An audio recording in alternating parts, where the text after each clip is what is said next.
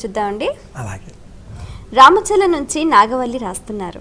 కొన్ని ఆలయాలలో మహిళలకు ప్రవేశం లేదు, ఎందుకు తెలియజేయగలరు అంటూ రాస్తున్నారు. ఆసమంతాత్ లయం ఆలయం, లయకారం వరకు శాశ్వతంగా ఉండేది ఆలయం అని ఆలయ శబ్దానికి నిర్వచనం సంప్రదాయం ఇలా చెబుతుంది.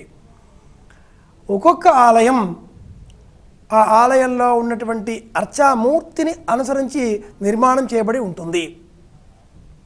ఆ అర్చామూర్తి, ఆలయ నిర్మాణం, అర్చన విధానం ఈ మూడు కూడా ఆ ఆలయానికి సంబంధించిన ఒక నియమావళి గ్రంథం ఆగమశాస్త్రం దానిని అనుసరించి ఉంటాయి.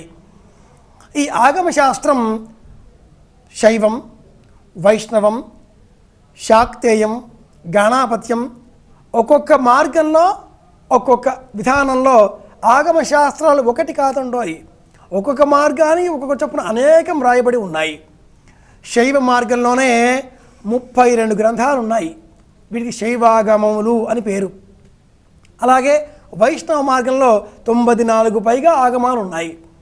ఇన్నింటి సారాంశాన్ని పక్కన పెడితే ఆలయ స్థలం, ఆ స్థలంలో ఉండేటటువంటి వైశిష్ట్యం, అక్కడ ఉండేటటువంటి కోనేరు, చెట్ల సముదాయం, అర్చామూర్తిని అర్చించే విధానంలో ఉండే పద్ధతులు, వీటికి అనుగుణంగా కొన్ని ఆలయాలలో చొక్కా లేకుండా రావాలి అంటారు.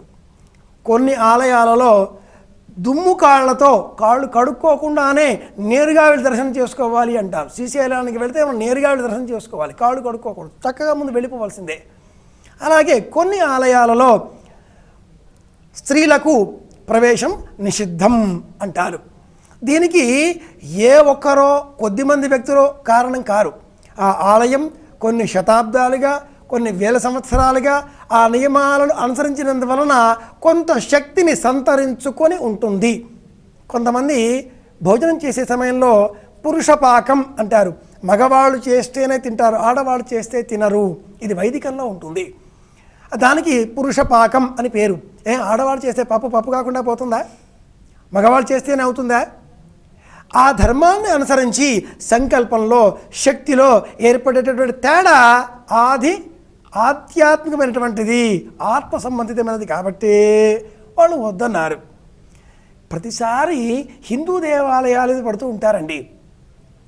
మనం ఇతర మతాలలో కూడా చూస్తే కొన్ని మతాలలో ఆడవాళ్లను ఆయా క్షేత్రాలలోకి రానివ్వరు. అన్ని మతాల్లో కూడా ఇలాంటి విభజన ఉంది. వాటి గురించి ప్రశ్నించకుండా హిందూ ధర్మం మీదనే ప్రశ్నించడం ఎంతవరకు సబబు? కాబట్టి మనమంతా కూడా ధర్మం ఏది ఉందో దాన్ని పాటిద్దాం. ఆలయం ఇలాంటి నియమావళితో ఉందా? ఉంటే సరే పాటిద్దాం. దైవం అంతటా ఉంటాడు కాబట్టి నిషేధించడంలో ఉండే వాస్తవత ఎంతవరకు అంటే ఇదిగో ఇంతవరకు అని మనం చెప్పుకోవాలి. చాలా సంతోషం అండి, మీ అమూల్యమైన సమయాన్ని కేటాయించి మా ప్రేక్షకుల ధర్మ సందేహాలకు శాస్త్రీయ సమాధానాలు అందించినందుకు ధన్యవాదాలు. కృష్ణార్పణం. చూసారు కదండి, ఇది ఇవాల్టి ధర్మ సందేహాలు కార్యక్రమం. మీకు కూడా ఏమైనా ఆధ్యాత్మిక ధర్మ సందేహాలు కలిగితే మా ఈ కార్యక్రమానికి మీ సందేహాల్ని క్లుప్తంగా, సూటిగా, స్పష్టంగా పోస్ట్ కార్డ్పై లేదా ఈమెయిల్ ద్వారా రాసి పంపించండి. మా చిరునామా ధర్మ సందేహాలు, కేర్ ఆఫ్ భక్తి TV, road number 92, Jubilee hills, Hyderabad 5,96,000. మా ఈమెయిల్ ఐడి bhakti@gmail.com. మరో కార్యక్రమంలో మీ సందేహాలు మా పండితుల సమాధానాలతో మళ్ళీ కలుసుకుందాం. అంతవరకు సెలవు.